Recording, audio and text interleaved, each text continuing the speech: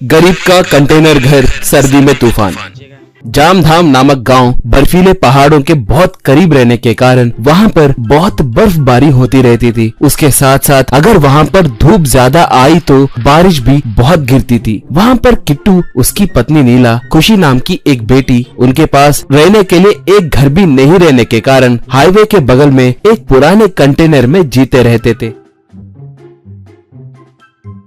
कभी कभार वहां पर जाली, भद्री नाम के दो चोर आकर किट्टू वालों को डरा धमकाकर उन बेचारों से कुछ ना कुछ खाना बनवाकर दारू पीते हुए उसे खाते थे। कभी कभार वो लोग अपने लिए लाए खाने को भी छीन कर खाते रहते थे।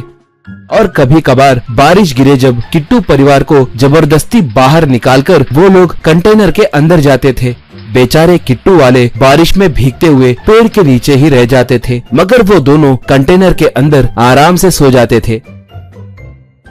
ऐसे थोड़े दिन बीतने के बाद एक बार एक पेड़ के नीचे सो रहे जाली से भद्री, अबे गधे कहीं के, मैं तुम्हारे लिए पूरे गांव में ढूंढ रहा हूँ, तो तुम यहाँ पर आराम से सो रहे हो क्या? कहा। जाली तब, नींद आए तो सोएंगे, नहीं तो क्या करेंगे। वैसे तुम क्यों आए? आज रात को 4 घरों में चोरी करने का प्लान डाले थे ना यार, इस बार हमारी पूरी जिंदगी सेटल हो जाएगी रे। कहा। भद्री तब, तेरा मुंह, सुना है कि वो पांडे का गैंग शहर में आ गया है। अगर वो आए तो हमारे लिए कुछ भी नहीं बचेगा, हम जल्दी किए तो अच्छा रहेगा। कहा। जाली तब, ऐसा क्या? जाने दो यार, हमारे लिए कोई ना कोई जरूर पैसे कमाया होगा ना, वो लोग गए जब देख लेंगे। कहा। भद्री तब, अरे भाई तू इतना आलसी क्यों है? छी, तुम्हारे भरोसे रहे तो मुझे किसी मंदिर के सामने बैठकर भीख मांगना पड़ेगा। उठो यार। कहा। फिर भी जाली उसकी परवाह किए बिना उस पेड़ के नीचे ही सोने लगा था। ऐसे रात भर सोकर बहुत देर के बाद उठा। अब भद्री से जाली, ये जाली चोरों का शेर है, अब नींद से उठ गया, अब शिकार करेगा, पूरा गांव लूट लेगा, चलो यार। कहकर एक मास्क पहनकर भद्री और जाली दोनों चोरी करने के लिए निकले। उसके बाद बड़े बड़े धनवानों के घरों में घुसकर चोरियां करने लगे।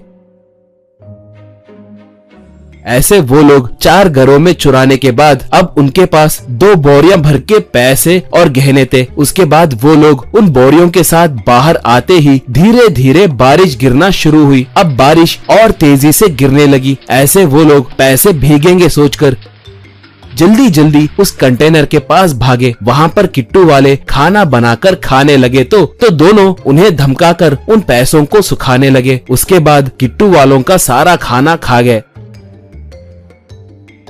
अब उस किट्टू से जाली, क्या रे किट्टू, बाहर बारिश गिर रही है, हमें दारू पीने का मन कर रहा है, जाओ जाकर दारू लेकर आओ। कहा। किट्टू तब, अबे आलसी जाली कहीं के, तुम्हें पांड्या, वही जिस क्रिमिनल को 6 राज्यों की पुलिस ढूंढ रही है, वो पांड्या तुम्हें पता है क्या? कहा। जाली तब, अरे भाई, अब उस खून चूसने वाले राक्षस के बारे में क्यों बात कर रहे हो? अंधेरे में उसको याद नहीं करते। कहा। किट्टू तब, वो राक्षस मैं ही हूँ, मैं ही पांडे हूँ। पांडे, तुम्हारे लिए एक गरीब आदमी बनकर यहाँ पर मकाम डाला। थोड़े दिनों से तुम दोनों पे निगरानी रखते आ रहा हूँ। अब मैं तुम दोनों का खून पी जाऊंगा। कहकर दोनों को जोर जोर से मुक्के मारने लगा। इससे वो दोनों उछलकर कंटेनर से टकराकर नीचे गिर गए। इससे जाली मारे डर के, भाई चलो भाई, यही पांडे है, बोल रहा है हमारा खून पी जाएगा, जान से नहीं छोड़ेगा, चलो भागो। कहकर दोनों वहाँ से भाग गए। ये सब देखकर लीला, ये क्या जी, आपने उनसे झूठ क्यों बोला? कल सुबह सच पता चले तो वो हमें मार देंगे। बोली। किट्टू तब, देखो चोरों के पास चोरी करना गलत नहीं है। हमारे जिंदगी को बदलने के लिए भगवान ने हमें अच्छा मौका दिया है। चलो बच्चों को और उन पैसों को लेकर भागेंगे, इस गांव में हमें नहीं रहना है। कहकर तीनों मिलकर बोरिया बिस्तर बांधकर वहाँ से भाग गए। अगले दिन जाली वाले किट्टू ने वो पांडे है कहकर झूठ बोला है करके पता चल के